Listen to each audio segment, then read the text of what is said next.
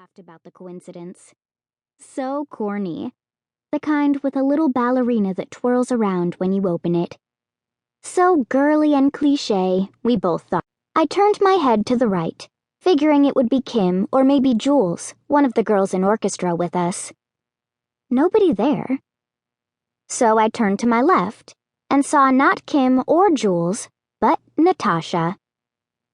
I had to smile. She used to tap my opposite shoulder in elementary school, and I fell for it every single time. We thought it was endlessly hilarious. Hasn't happened since 6th grade, when she dumped me. "Still don't know which way to look," she said.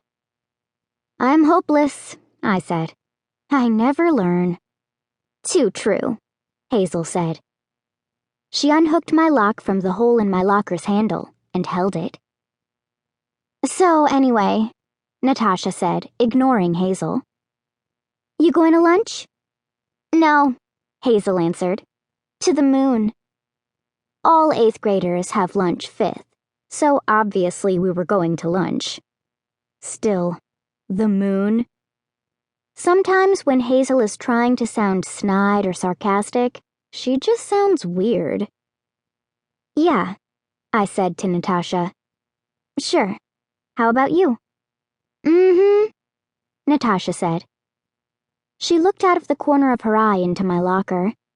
I immediately wished it were a little messy, a little less compulsively organized. "Amazing," Hazel said.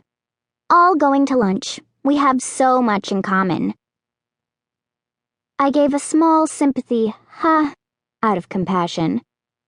It's awful when you say something intending to be funny, and everybody just stands there awkwardly, like you'd announced your pet hermit crab died. "Hurry up," Natasha said to me. "Dump your stuff. Brooke and I want to talk to you about History Day projects." "Me?" I asked, still clutching my books. Natasha smiled, that blinding white smile she's had since her braces came off the summer before 7th. I still don't have enough grown-up molars for my dentist to decide if I need braces, and Natasha's already been done over a year. "Yeah, you." "Now? At lunch?" "But I don't sit at their table at lunch." "There aren't rules exactly, like the principal isn't involved. But everybody knows where you don't get to sit, unless you're invited. Hazel and I sit at the slightly nerdy girl table. We're more social than the kids who only go to the math lab or the library, or those who cut completely. Some of us are on teams or in shows. Well, props crew. And most of us are in orchestra. We're well behaved. The 8th graders who sit at the popular table are different. They're practically celebrities.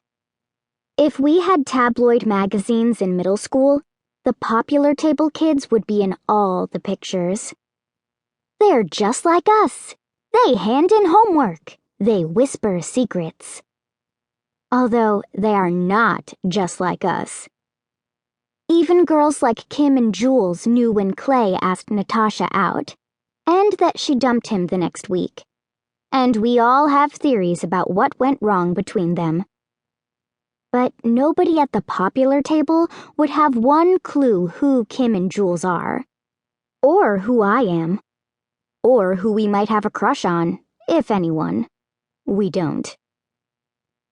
The popular kids wouldn't be mean to any of us. We just don't show up in their thoughts. I leaned against the closed locker next to mine.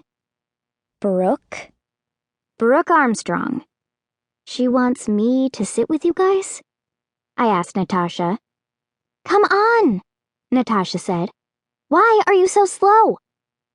I dropped my books into my locker, making a mess I knew I'd have to come back and straighten up as soon as humanly possible, because it would be a pebble in the shoe of my mind until I could get it neat. But I knew it was important to just leave it for that moment and act like it didn't bother me. I grabbed my lunch and swung my locker door shut. Many of the things I'd recently read about popularity emphasized being light and happy, easy to be around.